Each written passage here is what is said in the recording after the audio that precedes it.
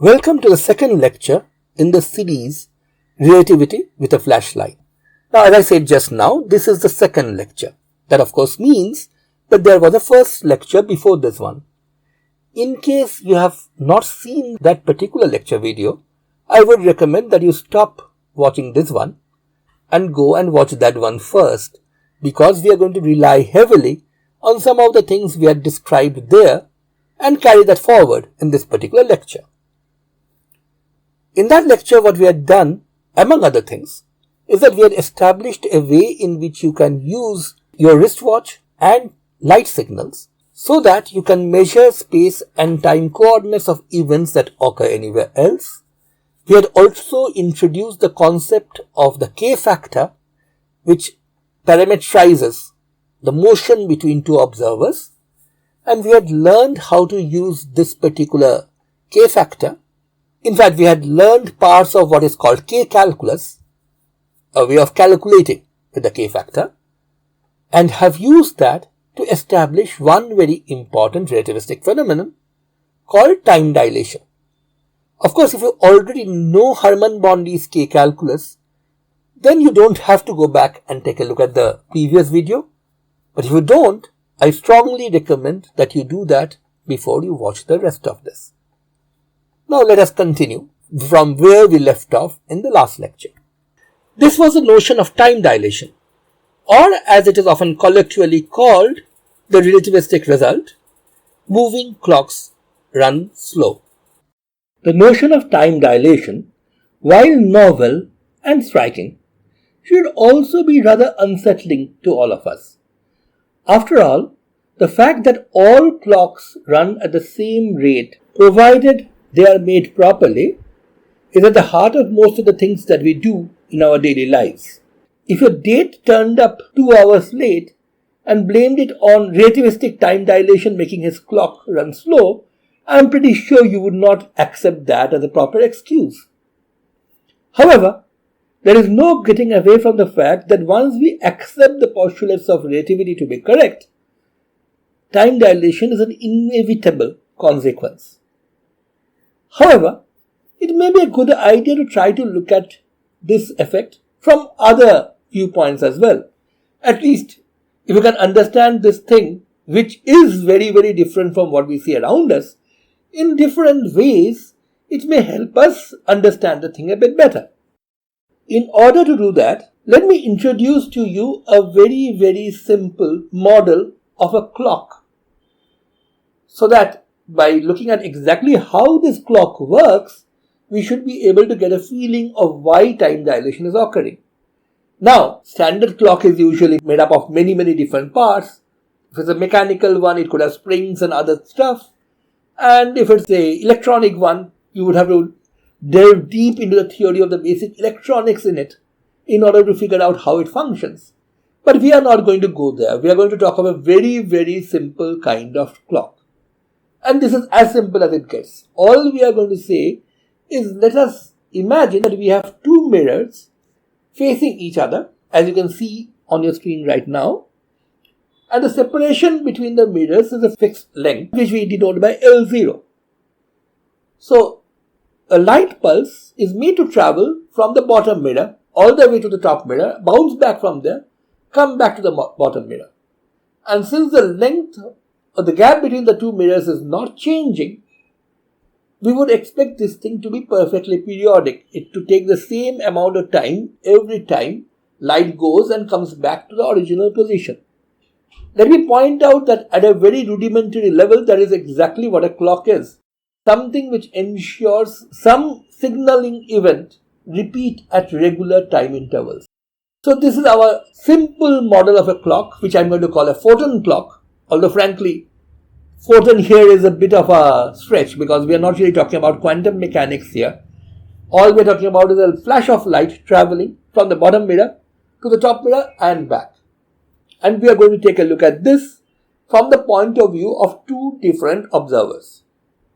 Now, just for variety, what we are going to do is we are going to imagine that here Alice is the one who is carrying the clock and running away from Bob to the right. That is, here Bob is going to be our so-called stationary observer and Alice the moving one. But of course, remember that with respect to Alice, Alice is always at rest. So this is all a relative thing. Alice runs to the right with respect to Bob. Now let us try to see what happens to this light flash as it travels back and forth between the mirrors from the point of view of our two protagonists, Alice and Bob. Let us first look at the whole process from Alice's point of view. Remember, with respect to Alice, Alice is not moving, neither are her two mirrors. So, the situation here is very, very simple. The light flash will travel up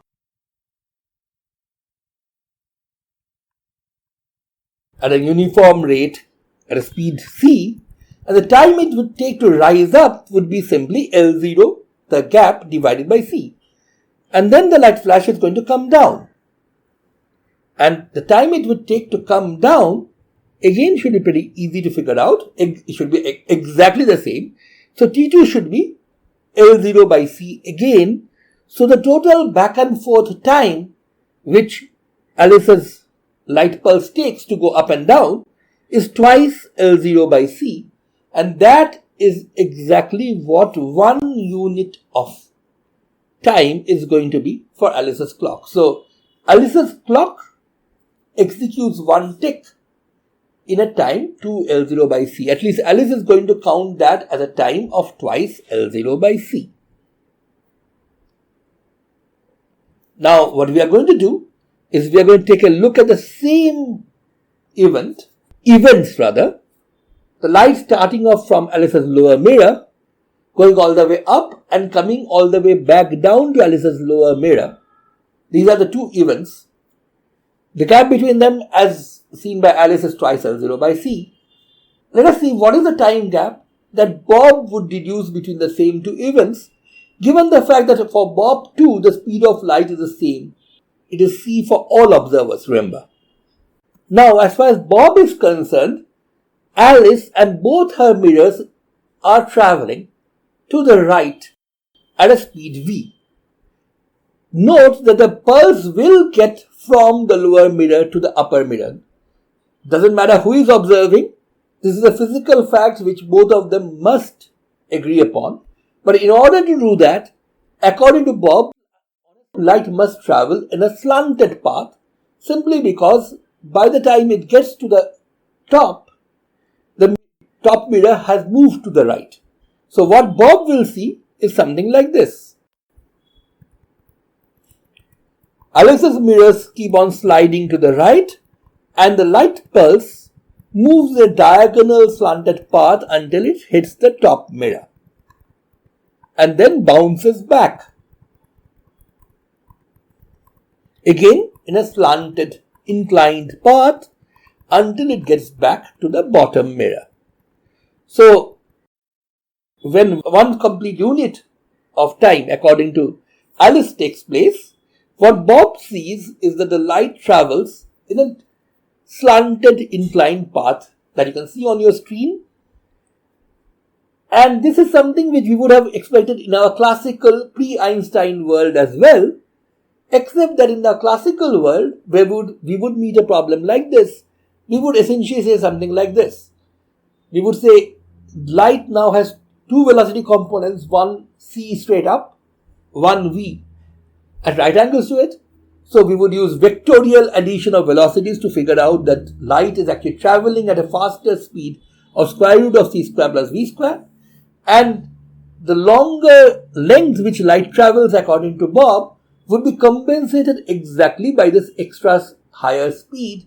So Bob would also end up calculating exactly the same time interval of twice L0 by c. But note that now that we have embraced Einstein's principle, we no longer have that option. Speed of light has to be c for Bob as well. And so, if the time it takes for the light pulse to go all the way up and come down again, according to Bob, is t, then half of the time, that is t by 2, is spent in going up, another half in going down. And what we have to conclude is the length of the inclined path upward inclined path according to Bob must be ct by 2, that is the distance which light travels in time t by 2, and the distance which the mirror has shifted in that time is vt by 2. And now we have a beautiful right angle triangle with ct by 2 as a hypotenuse and two sides vt by 2 and L0. So just appealing to Pythagoras' theorem will give us ct by 2 whole square minus vt by 2 whole square is L0 square, and this takes just a small amount of manipulation to figure out that t has to be twice L0 by c by square root of 1 minus v square by c square. This is an algebra that you can carry out yourself very, very trivially. But what is important is twice L0 by c is exactly the time interval which Alice measured or inferred as a gap between these two events. And this, if we call that t0, we are getting back the formula t equals t0 by square root of 1 minus v square by c square. So the time dilation formula wins once again. Alice's clock, which is moving, runs slower because Alice is only measuring a time t0 between the two events, light going out from the bottom, coming back to the bottom, whereas Bob is not measuring t0. Bob is measuring a larger value, t0 by square root of 1 minus v square by c square. So according to Bob, Alice's clock is running slow. And let me remind you once again, the reason why Alice is measuring the proper time interval between these two events is that Alice is present at both the events. Light flash started out from Alice's lower mirror and returned back to Alice's lower mirror. So Alice is actually measuring proper time between the two events, and that is why her time is smaller than whatever time which Bob measures between the same two events. Now that we have understood the derivation of the time dilation formula using multiple methods, let us try to see how this can be used in an actual calculation. Now the problem is one that I would like to call a tale of two clocks, and that's because our protagonist here, Alice, has set up two clocks. Now these clocks have been set up a distance of 6 light seconds apart. That's a 6c times seconds. That's what it would come out to be in distance units. Of course, 6 light seconds is a huge, huge distance. Since this is all a thought experiment or a thought problem, you don't really have to worry about the practicalities here. Let's just assume that Alice has the wherewithal to set up two clocks at a distance of 6 light seconds from each other.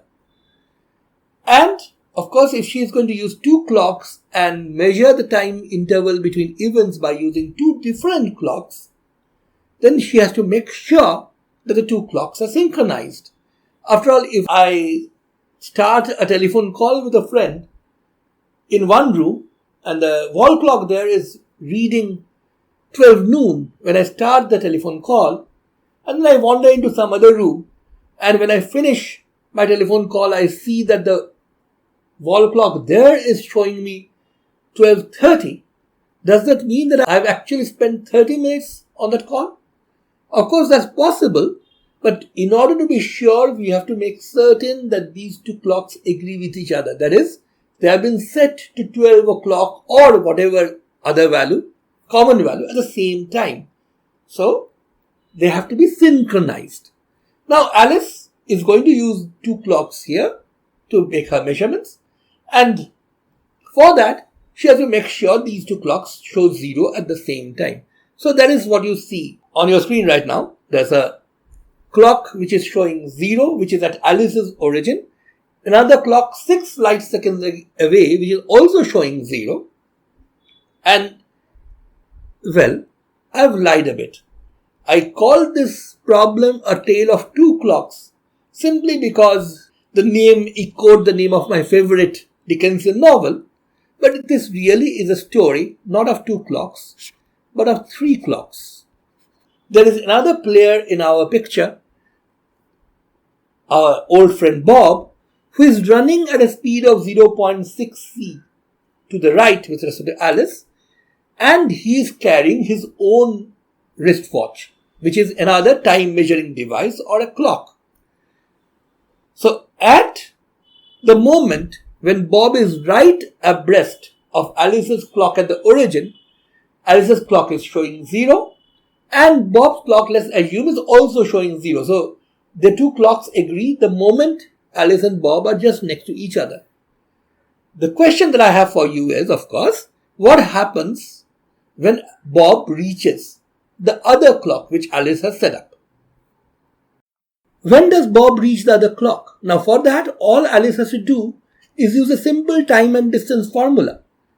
Her second clock is 6 light seconds away, so it's 6c seconds away, and Bob has a speed of 0.6c with respect to her.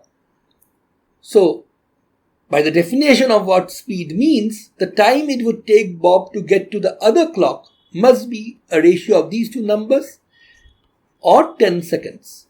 So if everything is going right, then the moment when Bob reaches Alice's second clock should show exactly 10 seconds on its dial.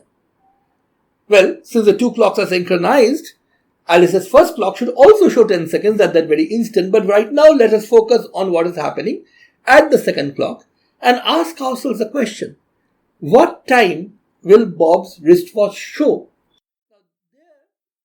Well, we know enough to actually be able to answer that precisely now, because notice that 10 seconds is a time interval that Alice measures between two events, Bob being here and Bob being there.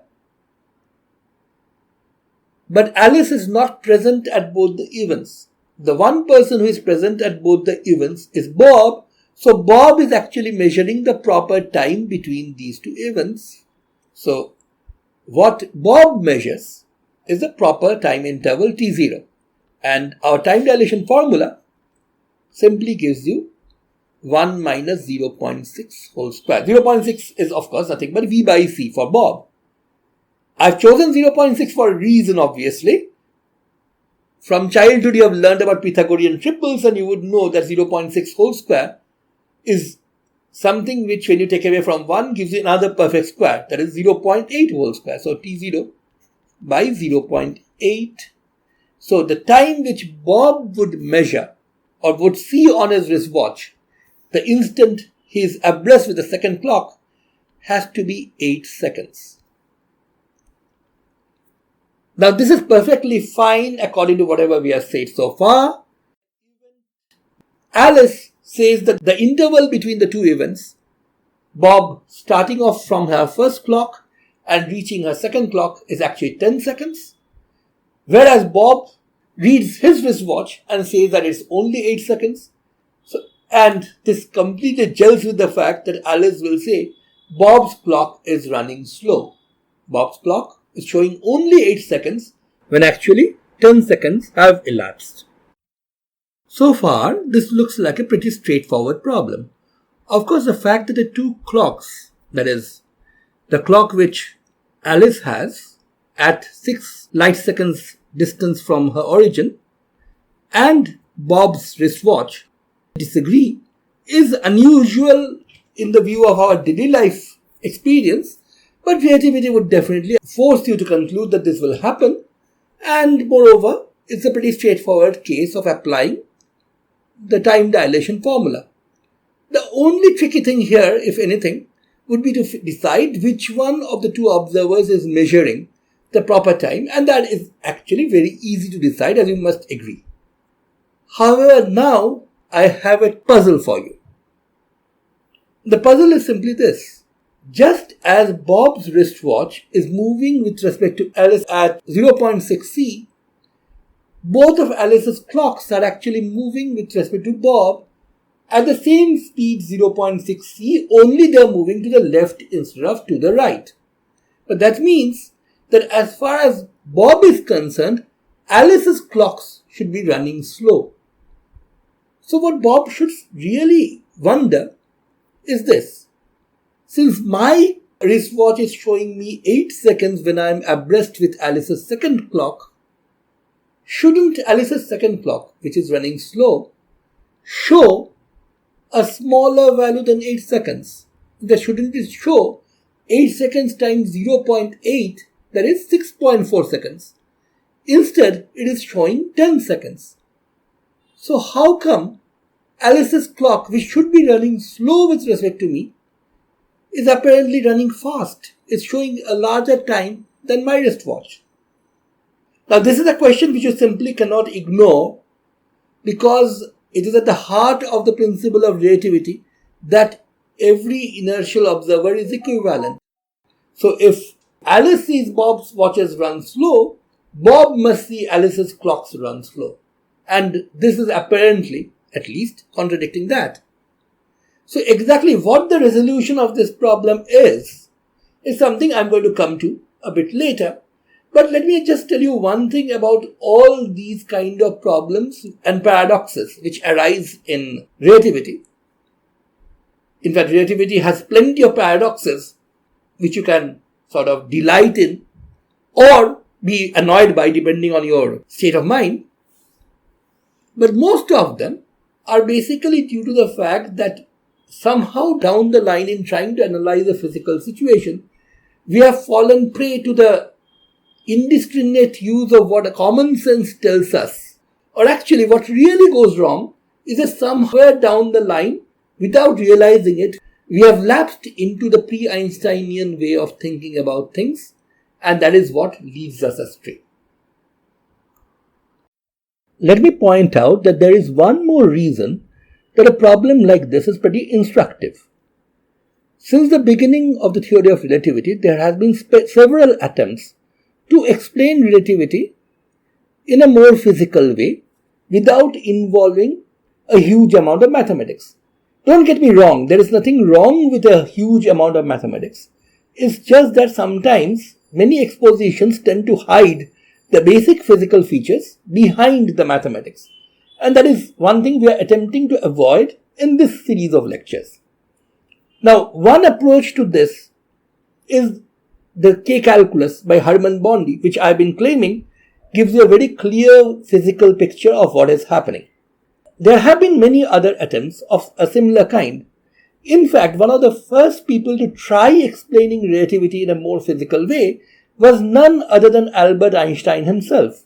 What he had tried to do is explain space-time measurements in a slightly different way from the one that we have been adopting, and that is actually something which this particular problem illustrates pretty well. Whereas in the K-calculus, each observer essentially uses only his or her own wristwatch and so can make direct measurements only about times of events which occur right at his or her location, and has to infer by using our formula the time at which some other event at a spatially separated point occurred.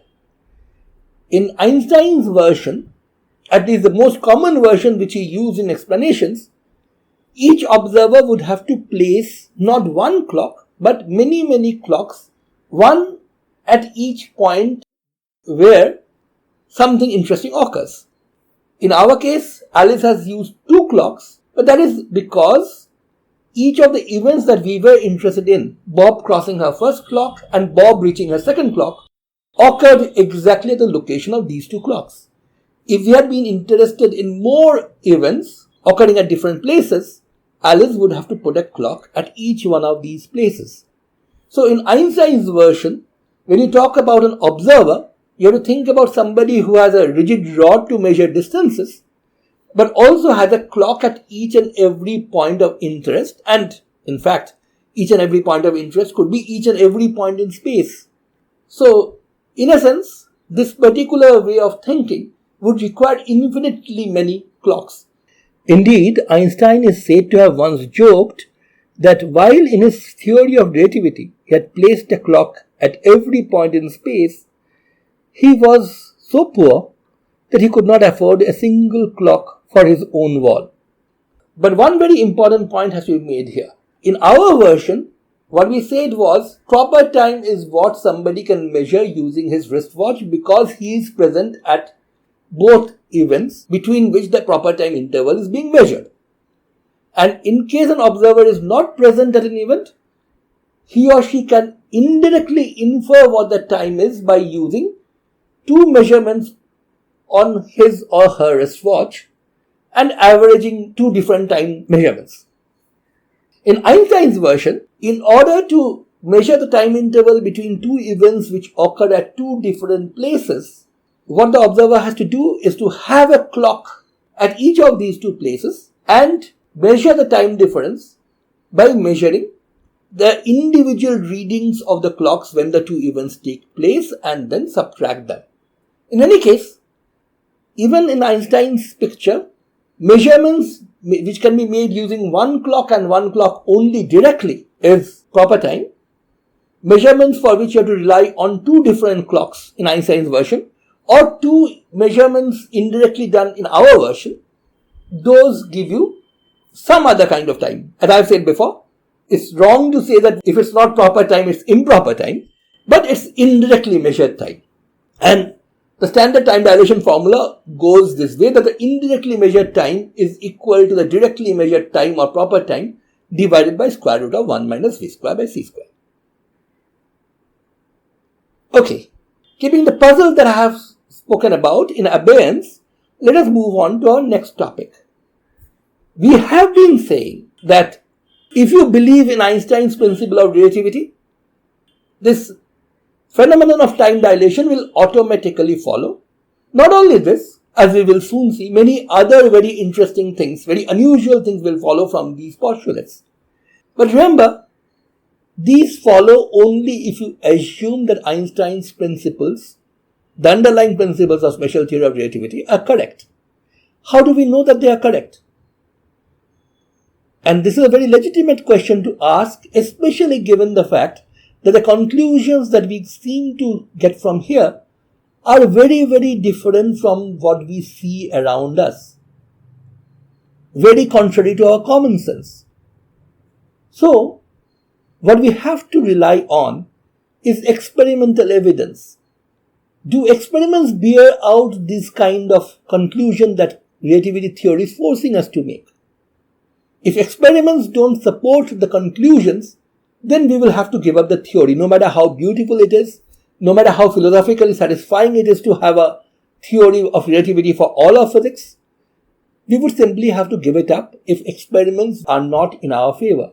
So let us now turn to the question of some experimental evidence in favor of what Einstein's theory tells us. During the course of these lectures, I am going to present to you several pieces of evidence, experimental evidence that is, that relativity actually works. The conclusions that you draw by relying on Einstein's basic postulates, no matter how outlandish they may seem at first glance, are actually experimentally valid. Now, the first piece of evidence that I'm going to talk about right now concerns time dilation, and it comes from outer space, or almost outer space. It concerns a particle called the muon. This muon, the negatively charged muon mu minus, is an unstable particle. We can create muons in land-based or Earth surface-based laboratories, essentially in particle accelerators, and there we know that a muon has a mean lifetime of somewhere around a microsecond, 2.2 microseconds to be more precise. So that's roughly how long a muon survives before it decays and goes away. Now, as I said, the muon essentially comes to us from outer space. Well, that is not exactly accurate. What comes to us from outer space are things called cosmic rays, which are typically very highly energetic nuclei of light atoms, could be predominantly photons, which are of course nuclei of hydrogen. Now, when these cosmic ray particles enter into our atmosphere, one of the things that happen because of the interaction of these cosmic ray particles with our atmosphere is that in a nuclear reaction, muons are produced. So most of the muons are produced very high up, somewhere around 10 kilometers above the surface of the Earth. We know this because we have done several balloon experiments, and by looking at the number of muons you can find at different heights, you can actually figure out exactly where the muons originate from and the typical value is roughly 10 kilometers above the Earth's surface. Now, many of these muons actually reach the Earth's surface without decaying. Now, note that in order to be able to travel a distance of 10 kilometers within its mean lifetime, a muon would have to have a speed which is 10 kilometers, 10 to the 4 meters, divided by 2.2 microseconds, and that works out to 4.4 into 10 to the 9 meters per second. And if you recall, the speed of light is 3 into 10 to the 8 meters per second. So this is quite a bit larger than the speed of light. Now, one of the results of relativity that you may have already heard of is that nothing can travel faster than the speed of light. Well, the actual statement is a bit more complicated than that, and we are going to discuss why this is true, or if at all it is true in this particular form, in a later lecture, where we will talk about why things which carry information from one place to another cannot really travel faster than light. But this is a standard result that I hope everybody knows. You cannot have particles traveling faster than the speed of light.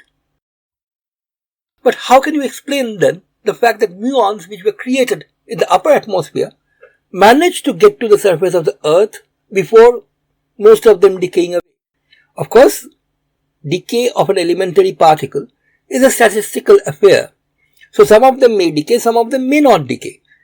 But if the lifetime is 2.2 into 10 to the minus 6 seconds, then a vast majority of them should have decayed by the time they reach the surface of the Earth, even traveling at a speed close to the speed of light. But that does not happen. Once again, we have the balloon experiments to tell us roughly how many muons were created in the upper atmosphere and what fraction of that gets to the Earth's surface. It turns out that a majority does get to the Earth's surface, which definitely would not have been the case if the muon had to go through several of its lifetimes before it reached the Earth's surface. So how do you explain this? Now, if you are looking at this from the point of view of somebody on the Earth, the explanation is quite simple. The view from the Earth is this. The muon's clock has slowed down. Now, the muon decays in 2.2 microseconds, but that is the value of the mean lifetime in the muon's own rest frame. Remember, we determined this value by looking at muons which were slowly moving, created by laboratory experiments around us. So this is the muon's lifetime in its own rest frame, according to a clock which the muon carries around, so to speak. And now this particular clock has slowed down a lot because the muon is traveling at a speed very close to the speed of light. Not exceeding the speed of light, but very close to the speed of light. And that is why, as far as the Earth-based observer is concerned, its lifetime has become much, much longer simply because the muon's own clock, which tells it to decay, has been slowed down so much. This means that by the time a muon's lifetime elapses from the point of view of somebody on the Earth, it can actually cover more than 10 kilometers. So there is no puzzle here that the muon actually survives till it reaches the Earth. It's simply time dilation at work. Time dilation has slowed down the muon's clock. That is what ensures that the muon gets to the Earth, even when it is moving at a speed less than c. Note that time dilation effects are actually appreciable only when the speed is close to c. Maybe a muon which has been created by very highly energetic particles, cosmic ray particles in the upper atmosphere, does have a very huge energy, so it does have a speed very close to the speed of light, but it's still less than the speed of light, and that's all it needs to be able to get to the Earth's surface. So time dilation gives us a perfectly good explanation when you look at this from the point of view of the Earth. But things seem to go wrong if you were to switch your point of view. What is it that the muon actually sees? So the view from the muon is something like this. The muon, of course, dies by its own clock. So, in the frame of the muon, the clock is running at exactly the rate at which it should. So, according to the clock, the muon should die in 2.2 microseconds or somewhere around that. Now, for an observer who is sitting on the muon, it is really not the muon which goes and hits the earth.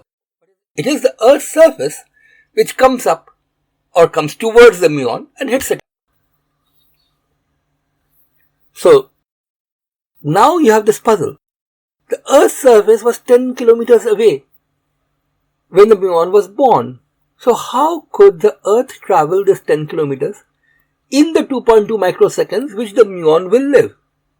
Remember, now you can no longer appeal to time dilation because you are in the muon's rest frame, and in that rest frame, the muon will actually die in 2.2 microseconds. But the surface actually manages to reach it first. After all, if the muon manages to get to the surface when you look at it from the point of view of the earth, then the surface has to be able to reach the muon before it dies when you look at it from the point of view of the muon. You cannot have two different physical outcomes just because you have changed your observer. But how do you explain this? Does it mean that the Earth's surface has a speed which is bigger than the speed of light? Which again would go against the basic result of relativity that we referred to a while ago. Now the answer to that is in another phenomenon which we have not discussed yet, but we will soon. This is the phenomenon called Lorentz-Fitzgerald length contraction, or simply put, the fact that moving lengths contract. This length of the Earth's atmosphere, this 10 kilometers, is actually measured from the point of view of somebody on the Earth. With respect to the muon, this length is moving very, very rapidly. And as a result of this relativistic length contraction, which we have not discussed yet, of course, the atmosphere actually looks like a much, much smaller length. In fact, it looks much smaller than 600 meters, which the Earth, traveling at around the speed of light, can easily make before the 2.2 microseconds gets over. Notice, we are actually managing to explain the same phenomenon. The fact that a muon created in the upper atmosphere manages to get to the Earth's surface before it dies.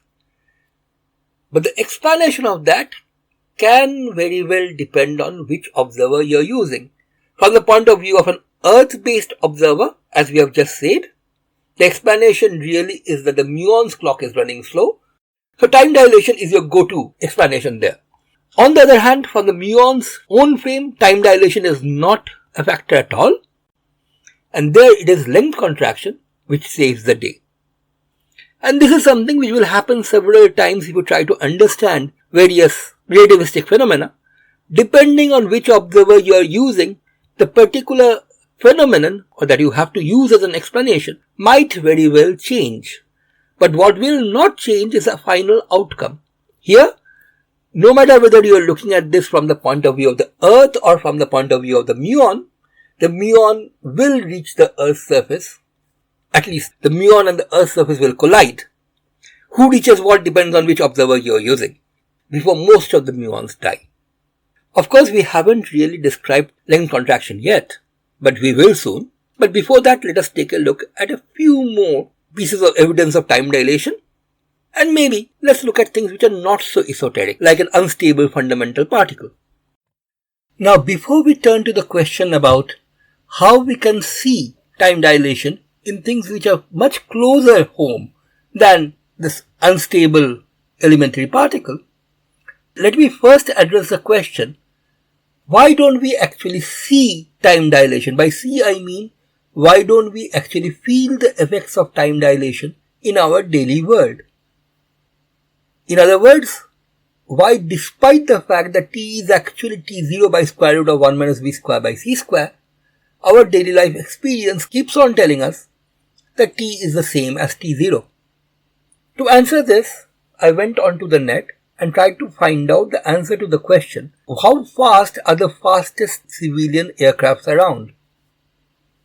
And the answer was quite staggering. I did not really expect the civilian aircraft to be this fast. It turns out that roughly speaking, the fastest civilian aircrafts that are still working move at a staggering speed of around 9,000 meters per second. That's actually very, very fast. So let us try to figure out exactly how big the effect of time dilation will be inside an aircraft which is traveling at this huge speed. Note that this means that the ratio V by C, which appears in this time dilation formula, our quantity beta, is simply 9 times 10 to the 3 meters per second over 3 times 10 to the 8 meters per second, which is of course the speed of light. And that works out to be 3 times 10 to the minus 5. That's what the ratio is. So if you look at the square root of 1 minus v square by c square, which is sitting in the denominator of our time dilation formula, you actually end up with the square root of 1 minus 9 into 10 to the minus 10. Now if you try to calculate this quantity using an ordinary calculator, you are going to simply end up with 1, simply because the difference of this number from 1 is so very tiny that an ordinary calculator will not be able to capture the difference. But let us try to figure out how big the difference is, even if we don't have a calculator to help us out. What we can use is something called the binomial theorem. In this case, the binomial theorem, for a fractional index, you are raising 1 minus 9 into 10 to the minus 10 to the power half, which elementary algebra will tell you is approximately given by 1 minus half times 9 into 10 to the minus 10. Then come several other terms which are very, very small, simply because they contain powers of 9 into 10 to the minus 10. And higher powers of such a tiny number are of course very, very much tinier. So this is 1 minus 4.5 into 10 to the minus 10. I will not bother to write down the number of 9s which are going to be there here in this expression. But what you can really see is that this is very, very close to 1 indeed. The difference between this and 1 is roughly 5 parts, 4.5 parts, but 5 is good enough at this level of approximation. 5 parts in 10 billion. So that's such a tiny difference from 1 that unless you are using extremely sensitive instruments, you will not be able to detect this effect at all. By using our daily life standard watches, this effect of slowing down, even at a speed so huge as this, is not at all noticeable.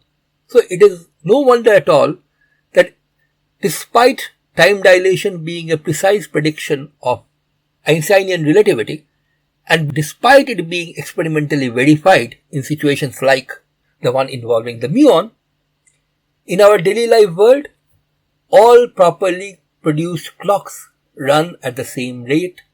They don't appear to slow down just because its owner is moving around. They do slow down, but the effect is very, very tiny. Let me also point out that I was very careful in saying that you will not be able to detect differences of this small a magnitude unless you use very, very precise instruments. In fact, experiments like these have been done where people have put a clock on a round-the-world trip in an aircraft and tried to figure out whether the clock which went on a round trip is actually slower than the clock which stayed at home. And turns out that that is actually true. If you use a very, very high precision clock, you will be able to demonstrate that even at terrestrial speeds reached by a jet plane, for example, you can detect the effect of time dilation. It's just that you need very, very high precision instruments to be able to do that. Your daily life instruments or even your standard run-of-the-mill laboratory instruments would simply not be sensitive enough to be able to see the difference caused by time dilation here. But yet, I claim that the effect of time dilation is important enough even in our daily lives. How that is possible is our next topic. And the claim I am making now is not only is it possible that relativity, especially relativistic time dilation, plays an important role in our daily lives, it is actually so important that it is a lifesaver. Relativity actually saves lives on a daily basis. Why am I saying this? Now, all of you now know about the GPS system. Everybody, almost everybody, is carrying around in their pockets a piece of equipment, the mobile phone, which has a GPS tracker, and even your mobile phone GPS can actually locate objects to within a few tens of meters on the Earth's surface. Well, that's for your mobile tracker. Even most modern mobile GPS trackers can actually track you within a few meters, and well, there's no telling how accurate a military grade GPS system can really be, because that of course is a state secret. But even your mobile's GPS is very, very accurate. So accurate that you can ask your, say, Uber driver to come and pick you up at the location where your blue dot is showing on the screen. And 9 times out of 10, he will find you. Now, the way the GPS system works is a fascinating story, but I'm not going to go into that today. But most of you already know, it's basically based on the principle of triangulation of distances.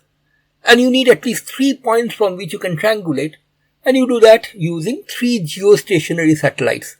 Satellites which are moving at just the right distance from the Earth's surface so that they have an angular period of exactly 24 hours, which means that they keep up with the rotation of the Earth and appear to be exactly at the same spot on the sky all the time.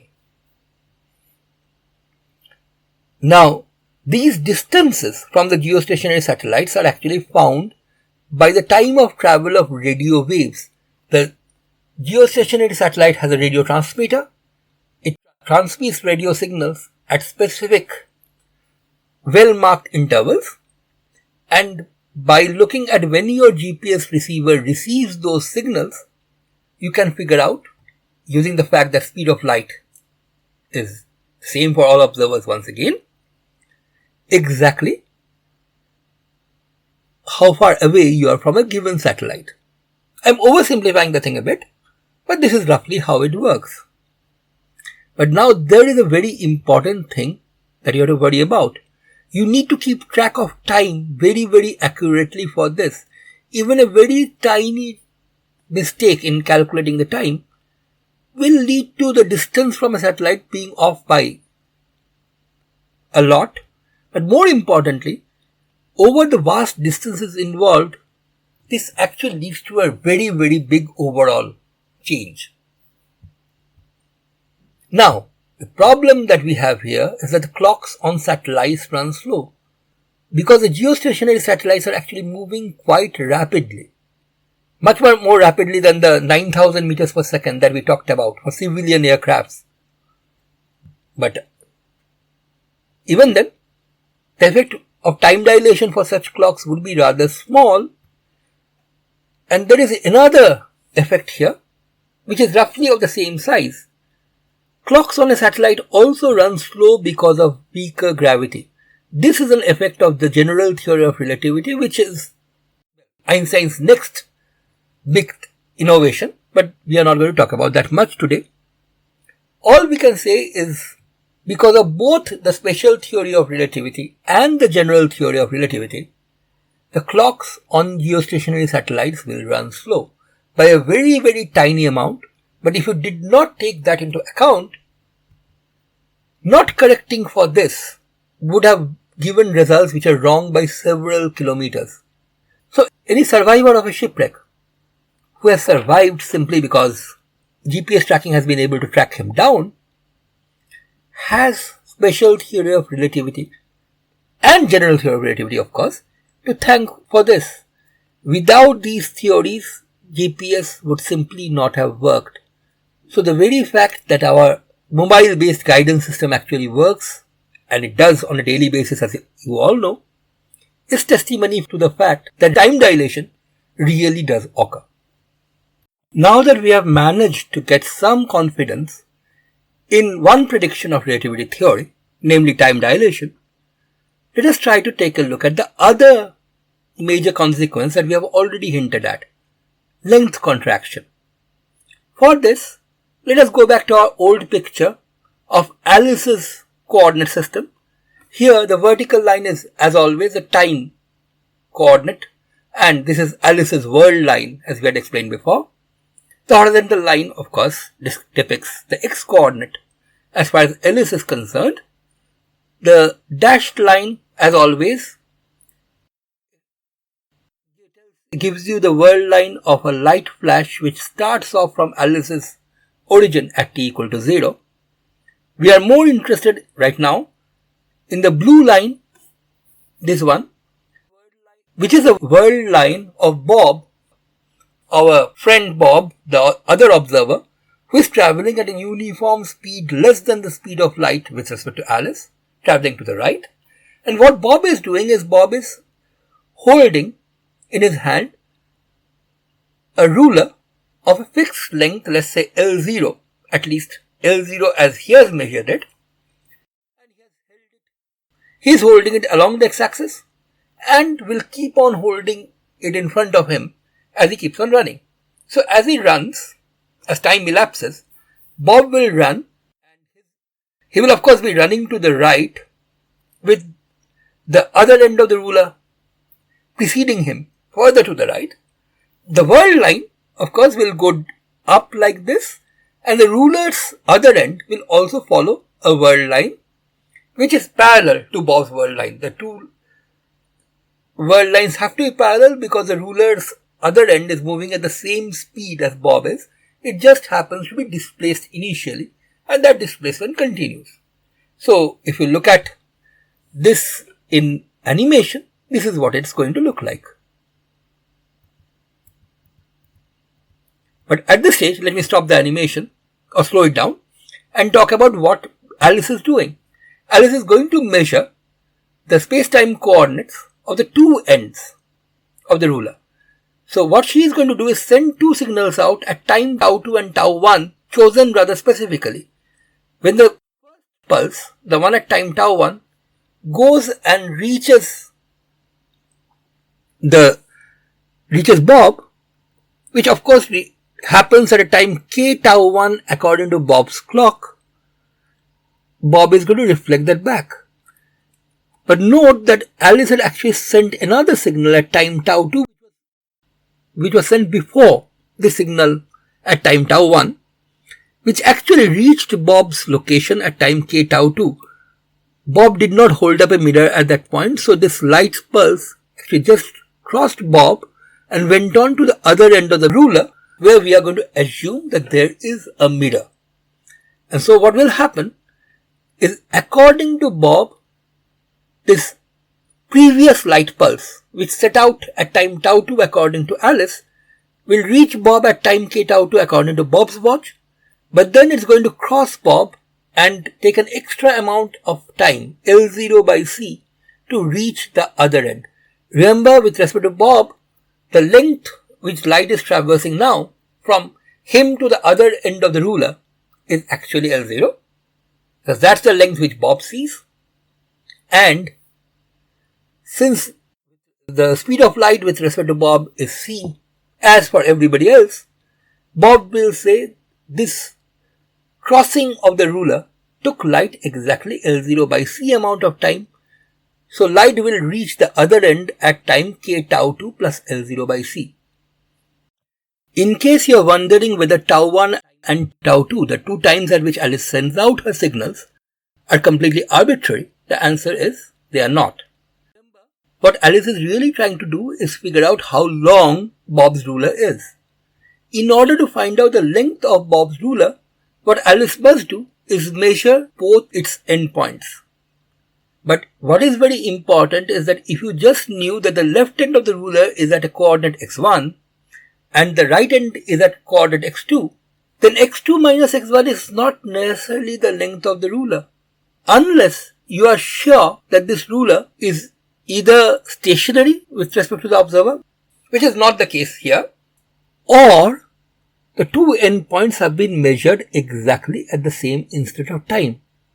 Now this is critical. If a ruler is stationary with respect to you, you can measure its left end whenever you want, its right end whenever you want, doesn't matter. x2 minus x1 will definitely give you the length of the object. But when the object is moving with respect to you, if you actually tried to measure the left end after you measured the right end, then the body would have moved and you end up with a x2 minus x1, which is very, very different from the length. Of course, if you knew exactly the speed at which the object was moving, and you also knew exactly how much the time difference between the two measurements was, you could compensate for the amount by which the object has moved and deduce an actual length back from your x2 minus x1 value, but that will be a bit too much of hard work. It's much easier to determine the coordinates of the endpoints at the same instant. So what Alice has done is, keeping in mind that the first light signal has to travel all the way to the other end of Bob's ruler and then get reflected, Alice has started out the first signal precisely that much earlier in order to ensure that both the reflections, one at Bob's end, the other at the other end of the ruler, occur exactly simultaneously. So let us follow what happens to the light pulses after that. The light pulses, of course, comes back at an angle 45 degrees, but moving the other way round. And so, the first one to reach would of course be the one which is coming back from Bob's end. It reaches Alice at k squared tau 1. That's pretty easy to figure out. It's just the k factor at work. You have seen this before. What we next need to do is figure out exactly the time at which the other pulse, the one which actually started out earlier but went all the way up to the other end of Bob's ruler, at what time does it come back to Alice? To answer that, let me point out that on its way back, this light had to cross Bob, and that happened after an additional time of L0 by C after the reflection, simply because that's the amount of time light would take to cross the length L0 of the mirror. Remember, this is L0 of the rod. Remember, this is Bob's times we are talking about. So we are going to use Bob's length measurement and Bob's speed measurement. Here the speed measurement will be the same for everybody, but the length measurement is Bob's measurement. So the time at which the light pulse reaches Bob is actually k tau 2 plus 2L0 by C. But now, as far as the rest of the light pulse's journey is concerned, Bob could very well say that he has sent out this pulse at time k tau 2 plus 2L0 by C. So the time at which this pulse is going to reach Alice is simply k times that. So when will Alice see the pulse? Alice will receive the pulse at a time given by k times k tau 2 plus 2L0 by C. Of course, this is the time according to Alice's watch. But now that you have the times at which the signals were sent out and the times at which they came back in, you can use that to find out exactly where the two bounces, two reflections took place. We are just going to use our go-to formula for space-time measurements for this. So x1, the coordinate of the left-hand bounce, the bounce from Bob's end.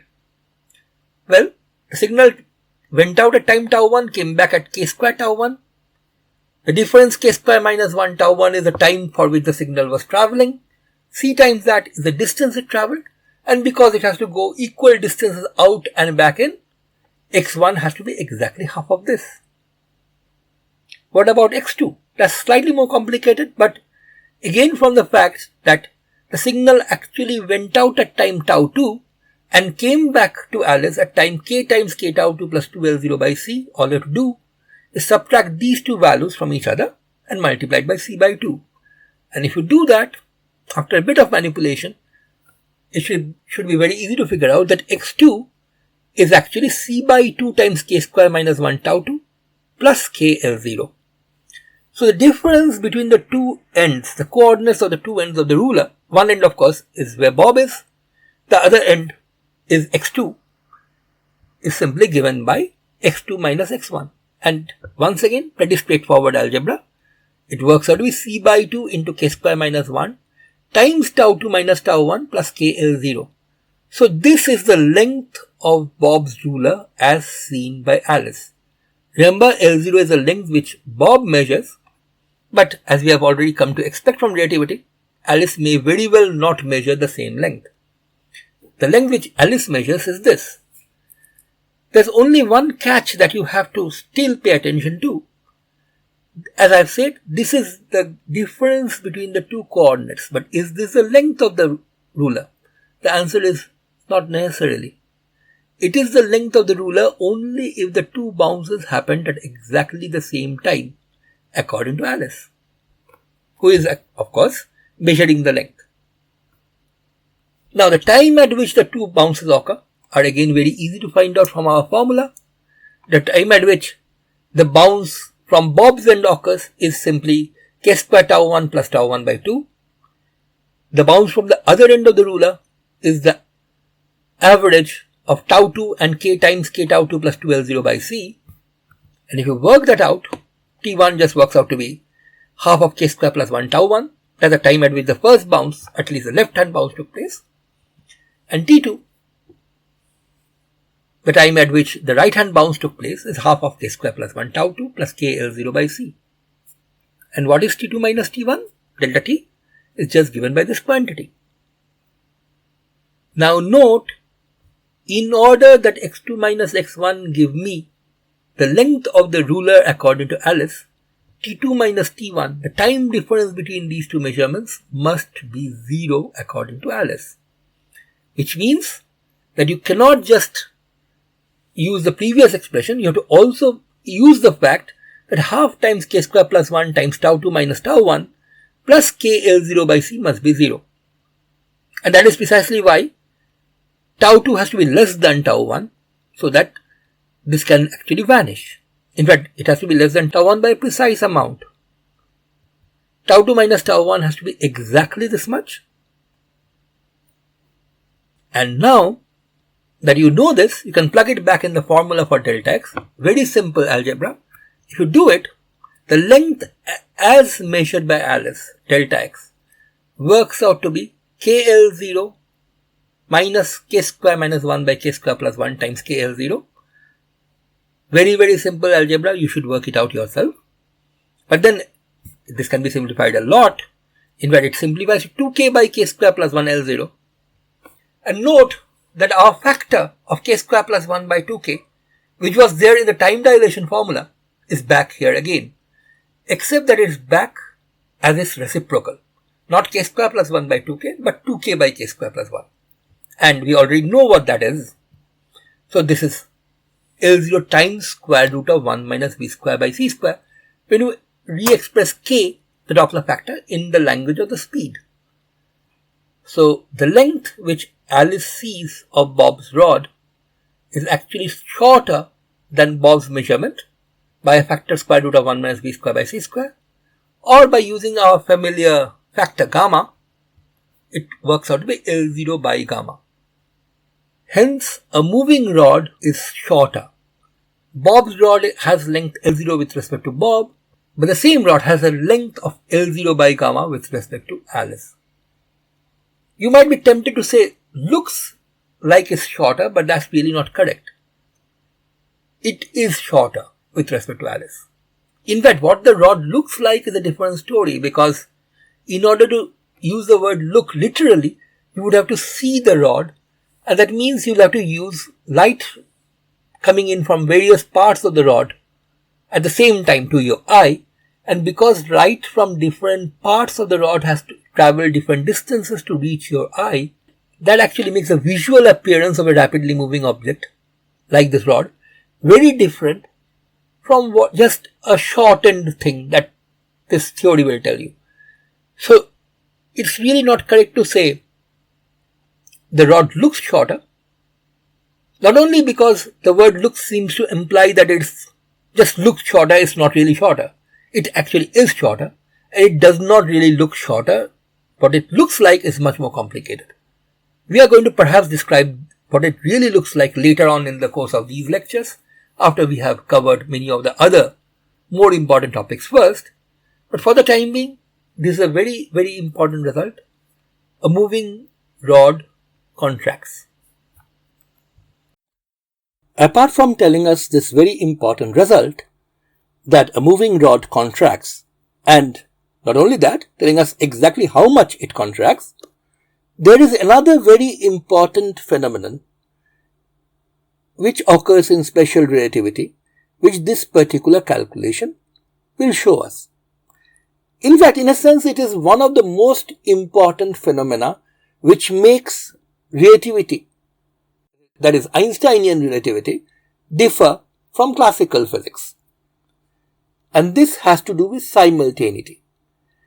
Remember, in order that the x2 minus x1 value actually gave Alice the length of Bob's ruler, these two reflections that we used to determine the locations of the two ends had to be simultaneous. So for Alice, the two reflections that are occurring where the light rays bend backwards are simultaneous. On the other hand, as we can easily see, they occur at times given by k tau 1 and k tau 2 plus L0 by C as far as Bob is concerned. So the difference in time between these two events for Bob is not 0. So two events which are simultaneous with respect to Alice is not simultaneous with respect to Bob. And this is a huge thing. Why? We are going to come to that soon. But let me just calculate the amount by which these two times fail to be the same according to Bob. And that's straightforward. If you calculate delta t for Bob, it's just the difference between k tau 2 plus L0 by C and k tau 1, and that is what this expression is. But remember, in order that these two reflections be simultaneous, Alice had to send out the signals at a specific interval. In fact, tau 2 minus tau 1 had to be twice k L0 by C by k square plus 1 with a minus sign. And if you plug that into this expression and carry out a very simple piece of algebra, what you are going to get is delta t Bob is given by L0 by C into 1 minus 2k square by k square plus 1, which simplifies immediately to this expression, minus k square minus 1 by k square plus 1 times L0 by C. And finally, this can be easily seen to be minus beta by C times L0. But L0, remember, is the distance between these two events, the two reflections, according to Bob. Since we are talking in terms of Alice's measurements, let's replace L0 by the gap between these two events, the spatial gap between these two events as seen by Alice. Once you do that, it works out to be minus gamma VL by C square. So, the upshot of all this is as follows. If two events occur at the same time but at a spatial distance of L with respect to Alice, and Bob is moving at a speed v with respect to Alice to the right, then the two events will not be simultaneous with respect to Bob, but Bob will see them occur with a time difference of minus gamma VL by C square. The negative sign here shows that among the two events, the one which is further to the right has a smaller time value for Bob, that is, it occurs earlier. This result is actually the heart of many of the strange things, or apparently strange things, which happen in relativity. In order to illustrate just how novel this is, with respect to what we usually expect things to behave like, let me borrow a bunch of pictures from a favorite textbook of mine. This is Gamow and Cleveland, Physics, Foundations and Frontiers. And what has been done here is that you have a series of pictures, cartoons really, which tend to illustrate this very point. The first three pictures that you can see, the pictures labeled A, B and C, are three snapshots of a person in a dining car of a moving train, a train which is moving to the left. In A, the fellow has started his meal with soup, I guess. In B, he is in the main course. In C, perhaps he is having dessert. But as you can see from the milestone on the track below, these three events occur at very different places. For a waiter on the dining car, these three events of course occur at exactly the same place. This diner has not moved in this whole process, but he has definitely moved with respect to somebody on the ground. So this is not something which is very strange to us. This is something we can expect often. Anybody who has taken a train journey knows that you can not move at all with respect to a train compartment, but move quite a lot with respect to somebody on the ground. To summarize, events that occur in the same place but at different times for one observer may very well occur at very different places for another observer. This is something which we don't find strange at all. But what you will find strange is what we just discussed a while ago and what is illustrated in the next two pictures. In the next picture, we have somebody in the dining coach observing two diners at two ends of the coaches who are getting their cigars lit by the respective waiters at exactly the same time. So their cigars are being lit simultaneously for the person on the coach. Our daily life experience would tell us that these two events, which are simultaneous with respect to one observer, would also have to be simultaneous with respect to any other observer. After all, when we say something like the class will start at 10 a.m. tomorrow, what that really means is that the clock striking 10 and the class starting will happen at exactly the same time. And this notion of simultaneity had better be the same for every person on the earth, because otherwise all these things that we do, like scheduling an appointment, setting up a meeting at a given time, writing down class schedules, examination schedules, all of these would completely break down. However, the next picture here illustrates what relativity says is going to happen. When a person standing on the ground next to the moving track takes a look at this, what he will actually see is something very different, or something which should look very different. Of the two events, of the two cigars being lit, the one on the right is going to be lit earlier, and as you can see in this picture, the right hand waiter has lit the cigar. The left hand one is still in the process of bringing the lighted match close to the cigar. Please don't take this as an endorsement for smoking. Smoking kills, as I've just said, and it's best that you don't.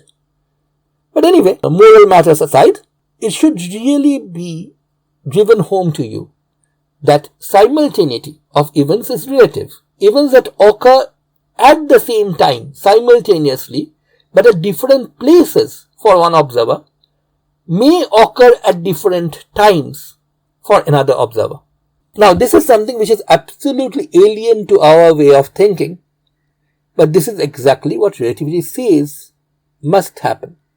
Now, in case you're still wondering why is it that we don't see this in our daily lives, in our example of this railway coach, for example, all you have to do is estimate the time difference between the two events according to the observer on the ground. Just take reasonable values for the speed of the train. You can assume there is a bullet train for all I care.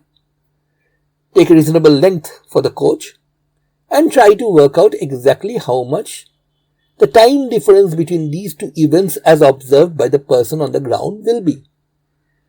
From that, you will immediately understand why this is not something we are aware of in our daily lives. But this thing really happens, and it is at the heart of many of the phenomena which puzzles us when we talk about relativity. In the next lecture, we will explore many other wonderful phenomena which relativity has in store for us. I am going to sign off now, but you might wonder exactly what happened to the puzzle that I had posed earlier about the fact that both Alice and Bob should say that the other's clock is running slow, but apparently Bob is not seeing that, at least in Alice's second clock. Remember the problem in which Bob was running from one clock to the other. I'm not going to tell you the answer now, but I will only tell you that I have already told you enough in this lecture for you to be able to figure out the answer yourselves. So please try to think and figure out exactly what the solution to the puzzle is. Well, happy puzzling. Bye till the next lecture.